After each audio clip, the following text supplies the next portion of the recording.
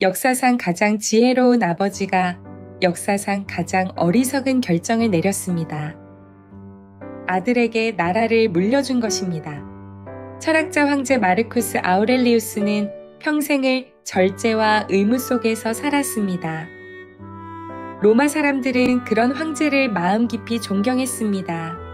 그런데 이 현명한 황제가 남긴 단 하나의 유산이 100년 가까이 이어진 로마의 황금기를 끝내버렸습니다. 대체 무엇이 잘못이었을까요?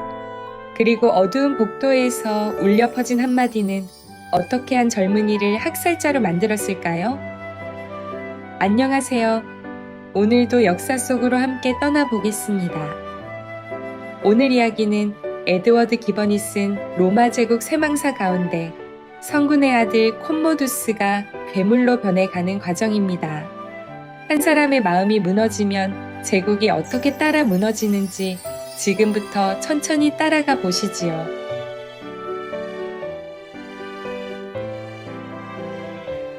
마르쿠스 아우렐리우스는 엄격한 스토아 철학으로 자신을 다스린 황제였습니다. 그런데 기번은 이 황제의 성품에서 단 하나의 결점을 찾아냅니다.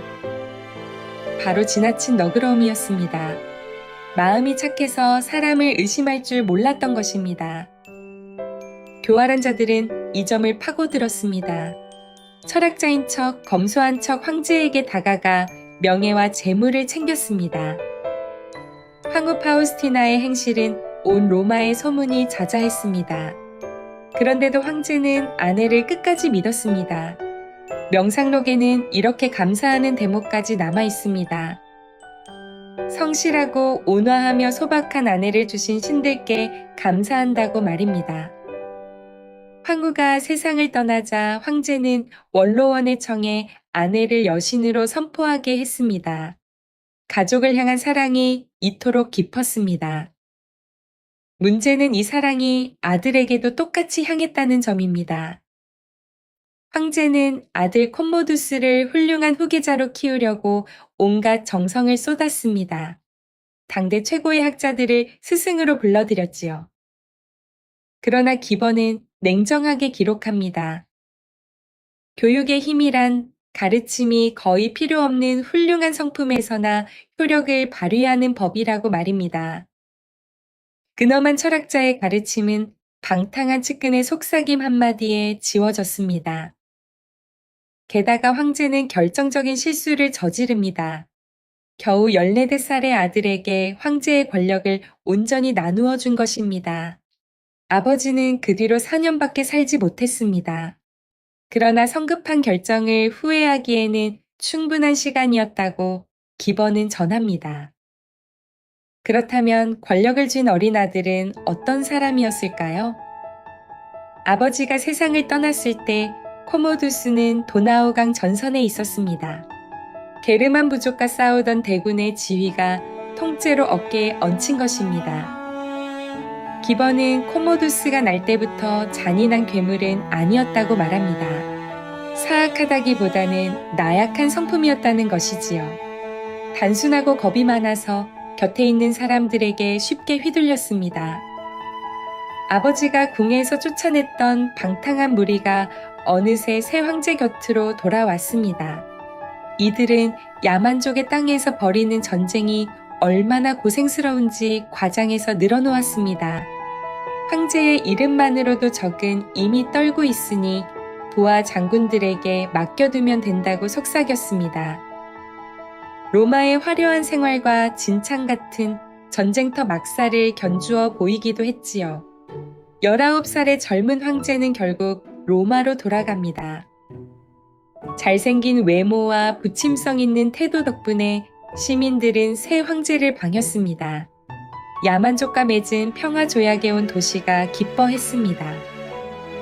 다행히 처음 3년 동안은 아버지가 붙여준 충직한 신하들이 나라를 예전 그대로 이끌었습니다.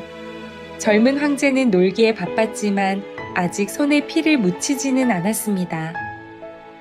그런데 어느 날 저녁 모든 것을 바꿔놓는 사건이 터집니다.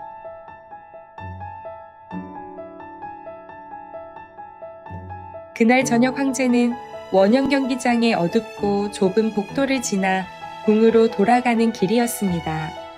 어둠 속에서 한 남자가 칼을 뽑아들고 달려들었습니다. 그리고 큰 소리로 외쳤습니다. 원로원이 너에게 이것을 보낸다. 자객은 소리부터 지르는 바람에 경호병들에게 붙잡혔습니다. 칼끝은 황제의 몸에 닿지 못했습니다. 그런데 배우를 캐보니 놀라운 이름이 나왔습니다. 음모의 주모자는 다름 아닌 황제의 친누나 루킬라였습니다. 두 번째 서열에 만족하지 못하고 황후의 자리를 질투한 끝에 친동생을 죽이려 한 것입니다. 루킬라는 유배되었다가 결국 목숨을 잃었습니다. 음모는 그렇게 끝났습니다. 그러나 진짜 비극은 이제부터 시작이었습니다. 원로원이 보낸다던 그 한마디가 콤모두스의 마음속에 지울 수 없는 공포와 증오를 새겨 놓았기 때문입니다. 이제 황제의 눈에는 원로원 전체가 수문적으로 보였습니다. 앞선 황제들 밑에서 자취를 감췄던 밀고자들이 다시 활개를 치기 시작했습니다. 재산이 많다는 사실도 죄가 되었습니다. 고든 인품은 황제의 방탕함을 나무라는 무언의 질책으로 여겨졌습니다. 아버지의 친구였다는 이유만으로도 아들의 미움을 샀습니다. 기번은 이 시대를 한 문장으로 요약했습니다. 의심은 곧 증거였고 재판은 곧 유죄 판결이었다. 희생자 가운데 퀸틸리우스 집안의 두 형제 이야기는 특히 가슴을 저리게 합니다. 막시무스와 콘디아누스 형제는 우애가 깊기로운 로마에 이름났습니다. 공부도 일도 즐거움도 늘 함께 했고 큰 재산을 두고도 내 것 내 것을 가리지 않았습니다. 두 몸의 하나의 영혼이 깃들었다는 말을 들을 정도였지요. 같은 해에 나란히 집정관에 올랐고 게르만족을 상대로 큰 승리도 거두었습니다. 이 형제를 콤모두스는 죽음으로 하나가 되게 했습니다. 기번은 이를 잔인한 친절이라고 불렀습니다. 한번 사람의 피를 맛본 콤모두스는 더는 연민도 후회도 알지 못했습니다. 황제가 피와 향락에 빠져 있는 동안 나라실은 페레니스라는 신하의 손에 넘어갔습니다. 전임자를 죽이고 그 자리를 차지한 야심가였지만 능력만큼은 상당한 인물이었습니다. 귀족들의 재산을 빼앗아 어마어마한 부를 쌓았고 황제를 지키는 근위대를 손안에 쥐었습니다. 아들은 일리리아 군단을 지휘했지요. 기번은 씁쓸하게 적습니다. 페르니스가 실제로 재위를 노렸는지는 알 수 없으나 코모두스의 눈에는 노릴 능력이 있다는 것만으로도 같은 죄였다고 말입니다. 페르니스는 결국 붙잡혀 처형당했습니다. 그런데 이 사건의 뒷이야기가 더 무섭습니다. 브리타니아에 주둔하던 군단이 페레니스에게 불만을 품고 병사 1,500명을 뽑아 로마까지 행진시킨 것입니다. 무장한 병사들의 위세에 겁을 먹은 황제는 요구대로 대신에 목숨을 내주었습니다. 멀리 떨어진 군대가 정부의 나약함을 알아차린 순간이었습니다. 기번은 이것이 앞으로 닥칠 끔찍한 격변의 확실한 전조였다고 지적합니다. 기강은 바닥부터 무너지고 있었습니다. 군대에서는 탈영병이 줄을 이었고 탈영병들은 숨는 대신 큰 길에서 도적질을 했습니다. 마테르누스라는 일가의 사병은 이 도적대를 작은 군대로 묶어냈습니다. 감옥 문을 열고 노예들을 불러 모아 갈리아와 스페인의 부유한 도시들을 마음껏 약탈했지요.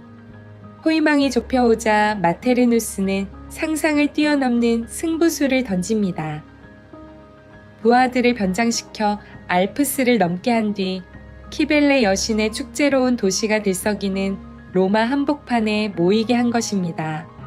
노림수는 황제 암살과 제위 찬탈이었습니다. 거사 직전 공모자의 시기와 밀고로 계획은 무너졌습니다. 그러나 일개 사병이 황제의 목숨을 노리는 지경까지 제국의 위험은 이미 떨어져 있었습니다.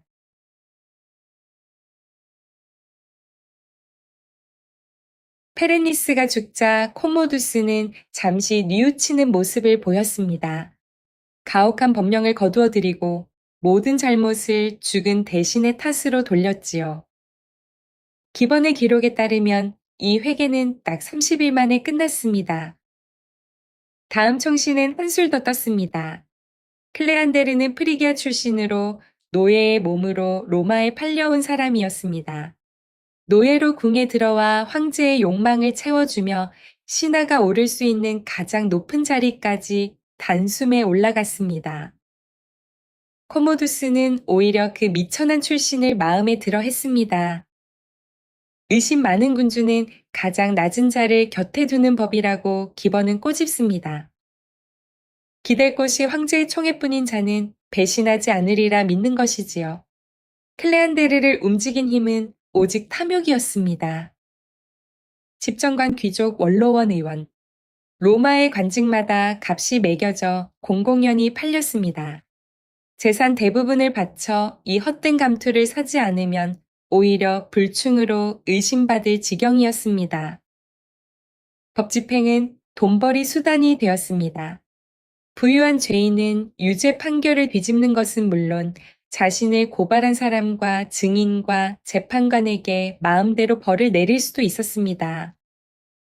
이렇게 클레안데르는 3년 만에 해방 노예로서는 일찍이 누구도 가져본 적 없는 재산을 쌓았습니다. 백성의 눈을 돌리려고 황제의 이름으로 목욕탕과 회랑을 지어 바치기도 했지요. 그러나 화려한 건물 뒤에서는 피비린내 나는 처형이 이어졌습니다. 선왕이 사위로 삼았던 비루스도 안토니누스 가문의 이름과 미덕을 이어받은 마지막 인물 아리우스 안토니누스도 목숨을 잃었습니다. 사람들은 차라리 페레니스 시절이 나았다고 한숨 지었습니다.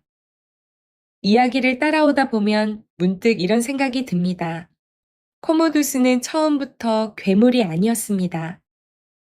기번도 분명히 그렇게 썼습니다. 사악해서가 아니라 나약해서 무너진 사람이었습니다. 겁이 많으니 곁에 속삭임에 흔들렸고 한 번 상처를 받으니 세상 전부를 적으로 돌렸습니다. 어쩌면 우리 주변에도 그리고 우리 안에도 그런 나약함은 있을 것입니다. 다만 우리에게는 제국을 휘두를 권력이 없었을 뿐인지도 모릅니다. 또 하나 마음에 남는 것이 있습니다. 자식을 향한 사랑이 깊을수록 물려주는 일에는 냉정해야 한다는 점입니다. 평생 지혜로웠던 마르쿠스도 아들 앞에서는 판단이 흐려졌습니다. 재산이든 자리든 그릇이 되지 않은 사람에게 넘기는 순간 사랑은 짐이 되고 맙니다. 백년의 태평성대가 무너지는 데는 아버지의 눈먼 사랑 하나면 충분했습니다. 성군의 아들은 그렇게 폭군이 되어 갔습니다. 그러나 이야기는 아직 끝나지 않았습니다. 다음 시간에는 성남 백성이 총신 클레안데르를 무너뜨리는 날과 검투사 옷을 입고 경기장에 선 황제 콤모두스의 충격적인 최후가 이어집니다. 구독과 좋아요를 눌러두시면 다음 이야기를 놓치지 않으실 수 있습니다. 오늘도 함께 해주셔서 고맙습니다.